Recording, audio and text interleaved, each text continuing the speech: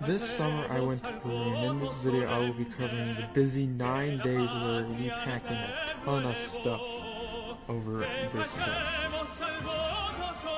So when we got to Lima, we stayed overnight, and then in the morning we got up and went around the city and saw some of the artwork in the gardens and on some of the buildings, and we saw some of the old churches, like architecture and such, and we also got to see a beautiful view over into the Pacific Ocean.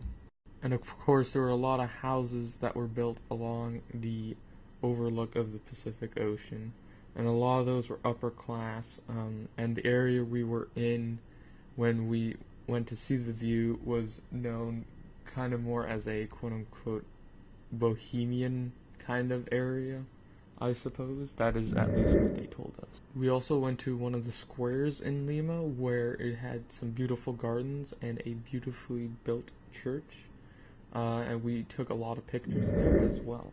Then we got on our flight to Cusco and then bussed our way over to Urubamba, where there were some pretty beautiful views of the mountains from where we were staying.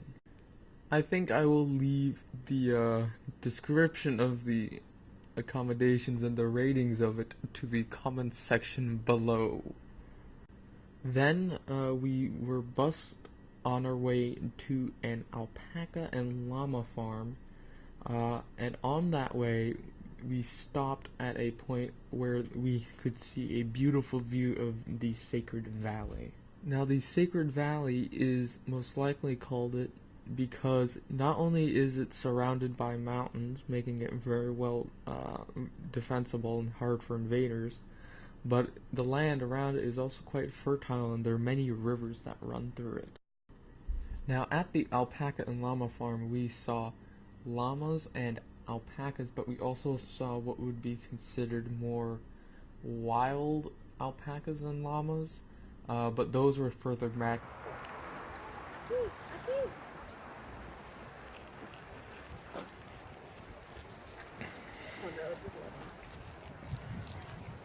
want some? What's about that? You gotta eat. I'm gonna feed one. Oh, look at it. We were also shown how the natives made their textiles such as wool hats and sweaters and other clothing from the alpaca and llama wool.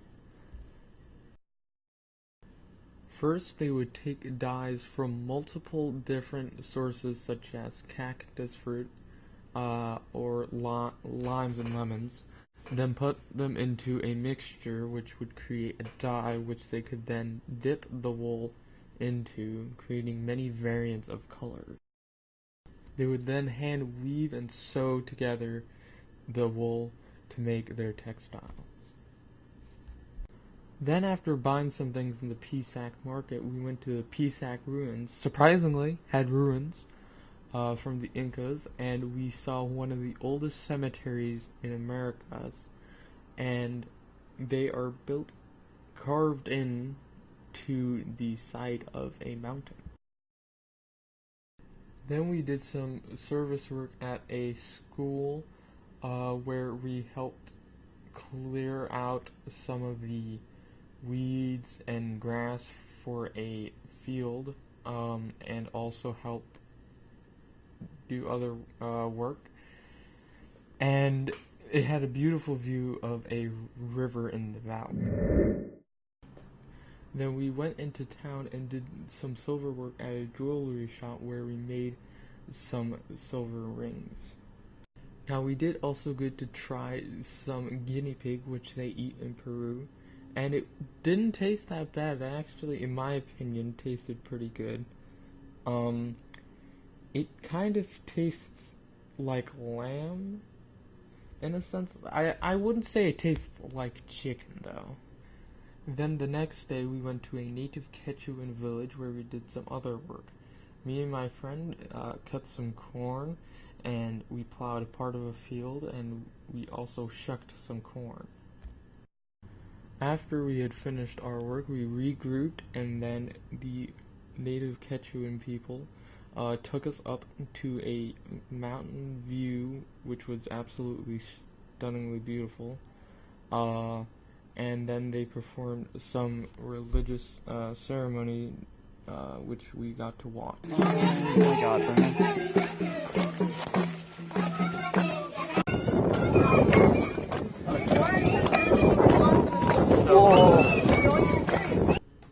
Now, I did notice when I was there that for some reason, I'm not sure why, but I found it easier to speak in Spanish with the Quechuans that spoke Spanish, and not just Quechuan, than I did with other Peruvians, which I found quite odd. Then we visited the Mure Inca ruins, which were designed as a kind of greenhouse, which in the high mountains and being built downwards with the terraces in depth into the mountains created a greenhouse effect for optimum temperature for crops and other herbs. It also had a beautiful view of mountains that many people, including myself, took many pictures of. Then we visited the ruins at Ollantaytambo. Now the town was quite touristy. I mean, there was a market there, but there was a lot of touristy stuff, of which I'll get on to after I talk about the ruin. In this photo, we can see some apparently what were like granaries, which would store some crops or possibly other important herbs like coca. Also, on the side of the mountain, on the left of it, it might be hard to see. You can kind of see there is a face, and it is believed that it could have been possibly carved by the Incas. We then went up to see the ruins much closer, and it was built on the side of a mountain, of course. Now, what amazed me was the tight corners they made with the stone, and how there seemed you can't even put paper through it. And considering the tools they had, it's quite impressive what they did with the rock. Now, most of the rocks that were used to make the blocks and the site were not actually from the same mountain. They were from a quarry which was on top of a mountain down the valley. And these rocks are believed to have been moved by the Incas putting other smaller rocks under these blocks, and then either using them to roll the major blocks or making it easier to shuffle them to the side. Now, Peru is on a fault line in the Ring of Fire, meaning they have earthquakes. The Incas came up with a structural way to try to maintain their buildings and keep them from falling apart when these earthquakes happened. They, as seen in this picture, had thinner carved rocks which would slot in between two major blocks, and apparently in a way that we can't see, jut into the rock, locking them together and preventing them from moving and shaking, causing them to crack or break. It's also believed these would have been easily replaceable, but some of them have broken over the many years they have been left. Now, as we can see here is what I was talking about when it's very touristy. It has the ultimate tourist trap. It has a guy dressed up as attempting to dress up as a North American Native American while playing Despacito on the flute. It killed me inside while we were climbing up because you could hear it all the way we went up, and it did not stop until late into the night. After our night train ride to Aguas Calientes, we woke up and we were quite in the mountains before we started going up to Machu Picchu. We then took a bus all the way up into the mountains to go see Machu Picchu, and it was quite misty and cloudy below Machu Picchu. Then we arrived at Machu Picchu, and everyone, I think, probably took a similar picture that everyone's seen on a postcard of Machu Picchu, probably.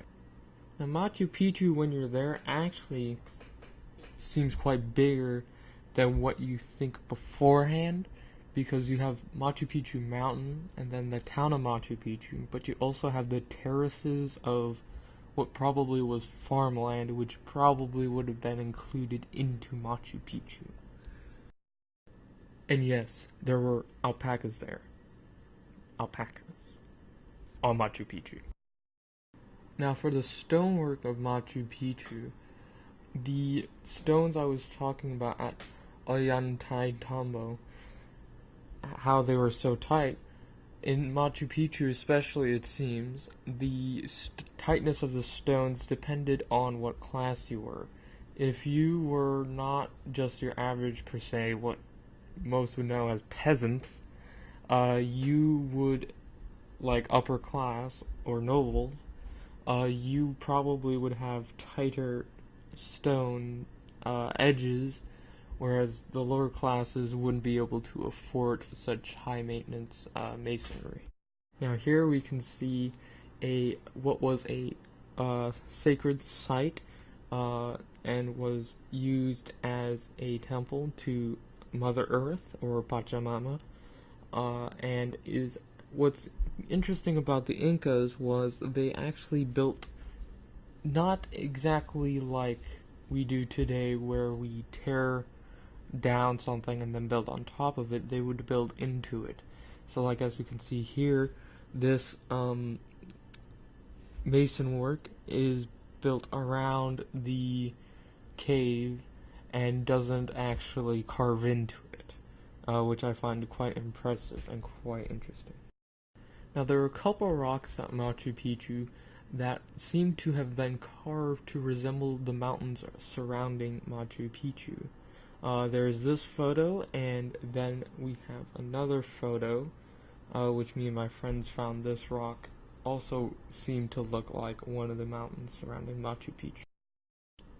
Now this is a recreation of what is believed to have been what a Incan house of the time would have been in Machu Picchu. Then we went to Cusco, where we took a tour of some of the sites in the city. One of those was the Cathedral of Cusco and the Incan Museum. The Cathedral of Cusco, I couldn't take any pictures in, unsurprisingly, because the inside is heavily decorated in huge amounts of silver and gold.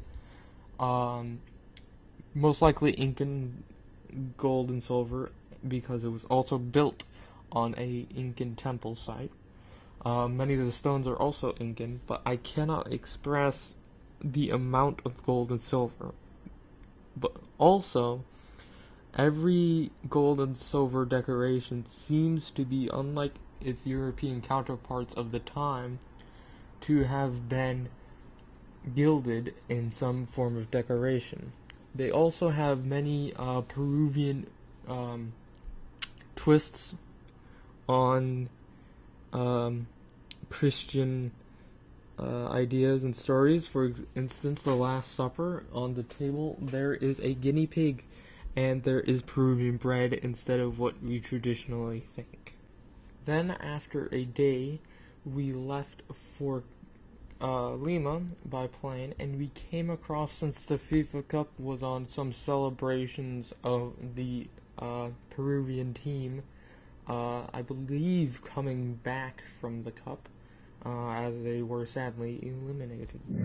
So if you liked the video, please leave a like. If you think there could be an improvement on how I do my traveling videos, please leave a suggestion in the comments. Somos libres, seamos, lo siempre seamos, lo siempre